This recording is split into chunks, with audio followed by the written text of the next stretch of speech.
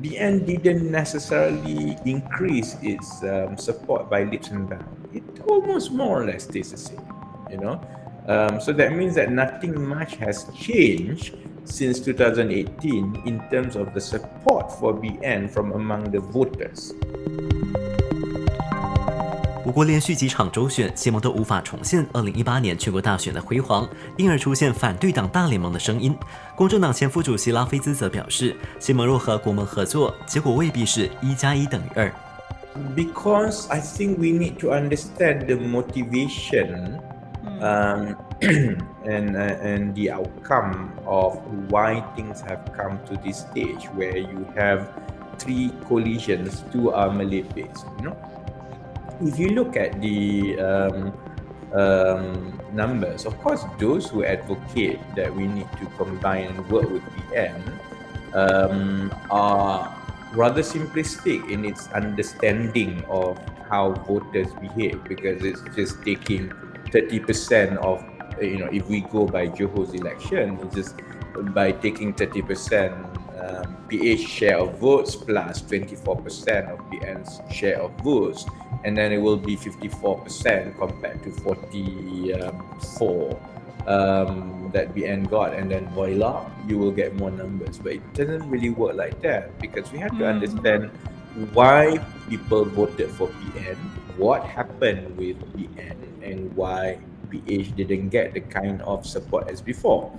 If you look at the trend since the last 2-3 years, one obvious trend was that BN didn't necessarily increase its support by leaps and bounds. It almost more or less stays the same, So that means that nothing much has changed since 2018 in terms of the support for BN from among the voters, which also means that the core BN has relied on UMNO's core support for the last 4 years. It has not really been able to recapture the fence-sitters who abandoned them in 2018. Between PH and PN, those Malay fence-sitters felt that maybe PN is a safer bet because at least it's more Malays in character, they are not pro-PN, maybe they are less corrupt. But they are also fully aware that PN doesn't really have a strong credentials when it comes to policies, leadership. PN depends too much on Tan Sri Muhyiddin. At some point that will, it's not sustainable. They are also aware that PN, especially Bersatu, consists of people from UMNO and also people like Azmin, whom they don't like.